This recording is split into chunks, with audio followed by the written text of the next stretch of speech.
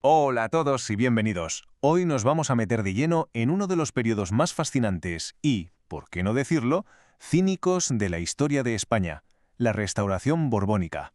Una época en la que se diseñó un sistema político para conseguir la paz, sí, pero a cualquier precio.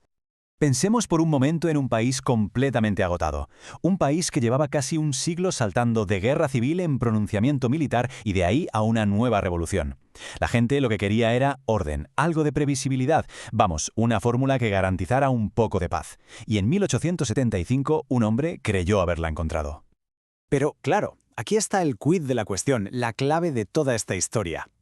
Esa estabilidad tan deseada se levantó sobre un castillo de naipes, sobre un fraude electoral masivo, sistemático y perfectamente organizado. Vamos a desgranar cómo funcionaba esta increíble maquinaria política. A ver, para entender la solución, primero hay que tener muy claro cuál era el problema de España. El panorama antes de 1875 era un auténtico caos político. La Primera República acababa de fracasar estrepitosamente y el país seguía metido en la Tercera Guerra Carlista y en la Guerra de los 10 años en Cuba. Un desastre. Y entonces, en medio de todo esto, aparece la figura de Antonio Cánovas del Castillo, el gran arquitecto de esta nueva era. Su plan, la verdad, era brillante por lo simple que parecía. Lo primero, pacificar el país, acabar con las guerras. Segundo, redactar una nueva constitución que fuera lo bastante ambigua y flexible como para que casi todos se sintieran cómodos. Y tercero, y esto es crucial, sacar a los militares de la política. ¿Cómo? Creando un sistema de dos partidos que se alternaran en el poder de forma pacífica. Vamos a ver la máquina en sí. En teoría, la idea de Cánovas era genial. Había que evitar a toda costa que un solo grupo acaparara todo el poder y provocara, como pasaba siempre, que los otros dieran un golpe de Estado. La solución era mucho más sencilla: compartir el pastel. El sistema, entonces, se apoyaba en dos grandes partidos. Se les llama dinásticos porque los dos aceptaban la monarquía de Alfonso XII. Por un lado teníamos al Partido Conservador de Cánovas, que era el partido de la aristocracia, de los grandes terratenientes, y por el otro al Partido Liberal de Sagasta, más apoyado por la burguesía de las ciudades y las clases medias. Ojo, tenían sus diferencias, pero en lo fundamental estaban de acuerdo. Había que mantener la monarquía, la Constitución y, por supuesto, la propiedad privada. Y aquí llegamos al corazón del sistema, el famoso turno pacífico.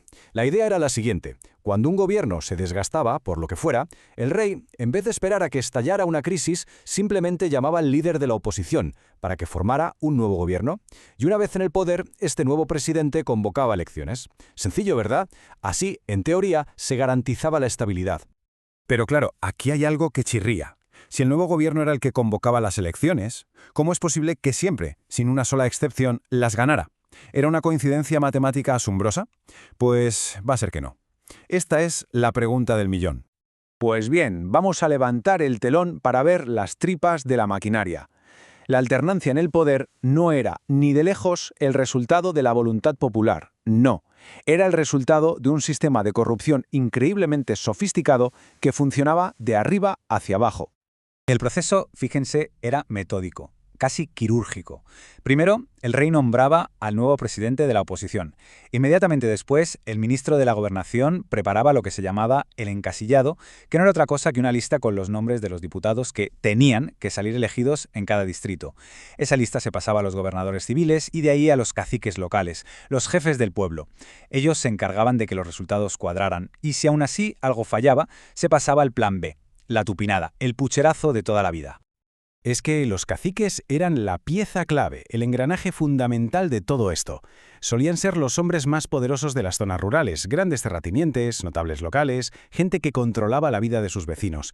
¿Que alguien necesitaba un trabajo? Tenía que hablar con el cacique. ¿Un favor de la administración? ¿Arreglar unos papeles? El cacique. A cambio, claro, solo pedían una cosa: el voto para el candidato que venía designado desde Madrid. Hay una cita del escritor Leopoldo Alas Clarín que lo clava, que lo resume a la perfección. El cacique era, literalmente, el Estado en el pueblo. Su voluntad era la ley. Y esta frase ilustra de una forma brutal el poder absoluto que tenían estas figuras para mantener en pie todo el fraude del sistema.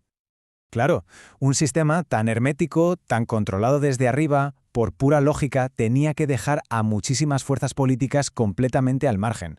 La estabilidad se estaba consiguiendo, sí, pero a costa de ignorar la representatividad real de una sociedad que era cada vez más compleja. Republicanos, carlistas, el movimiento obrero que empezaba a coger fuerza con socialistas y anarquistas, y por supuesto los nacionalismos que empezaban a surgir en la periferia, todos ellos se quedaron fuera del juego político. Y claro, ¿qué pasa cuando a una parte importante de la sociedad no se la deja participar? Pues que el descontento empieza a crecer por debajo, alimentando posturas cada vez más radicales, que como veremos, acabarían estallando. Este sistema tan artificialmente estable, la verdad, es que funcionó durante más de 20 años. Pero entonces, un golpe tremendo desde fuera lo sacudió hasta sus cimientos. La guerra por las últimas colonias de un imperio que ya se estaba desmoronando. Todo empieza a torcerse en 1895, cuando estalla la insurrección definitiva en Cuba. España intenta apagarla con una represión brutal, pero la cosa se complica, y mucho cuando Estados Unidos, que tenía sus propios intereses en la isla, decide intervenir. La excusa perfecta fue la misteriosa explosión de su acorazado, el Maine, en el puerto de La Habana en febrero de 1898. A partir de ahí, la guerra fue inevitable, y sobre todo desastrosa. El resultado fue, sencillamente, una humillación nacional en toda regla. En cuestión de meses, España fue barrida militarmente y con la firma del Tratado de París perdió Cuba, Puerto Rico y Filipinas. Fue el fin del imperio y un trauma colectivo que se conocería para siempre como el desastre del 98. Pero es que, más allá del orgullo herido, estaba el coste humano, que fue terrible. Murieron más de 200.000 soldados españoles, y la gran mayoría no murió en combate, sino por culpa de enfermedades tropicales como la fiebre amarilla. Era un ejército mal preparado, mal equipado, y formado casi en su totalidad por los hijos de familias pobres que no podían pagar la cuota para librarse de ir a la guerra. Como es de imaginar, una derrota de este calibre provocó una crisis moral y de identidad brutal, y de ahí nació un movimiento intelectual y político clave, el regeneracionismo. Sus pensadores clamaban por una regeneración del país. Su diagnóstico era clarísimo: el fraude electoral, el caciquismo, la corrupción, todo el sistema de la Restauración era un fracaso que había llevado a España a la ruina. Hacían falta reformas de verdad, modernización, educación y, por encima de todo, honestidad. Y así llegamos al final de este recorrido. El sistema de Cánovas, no hay duda, cumplió su objetivo principal. Trajo 2 décadas de estabilidad política y paz interna, algo que España no había conocido en casi un siglo. Pero la gran pregunta que queda en el aire y que lo define todo es ¿a qué precio? El coste fue sacrificar la democracia, la representatividad y la modernización real del país. Una deuda, por cierto, que España acabaría pagando y muy cara en las décadas siguientes.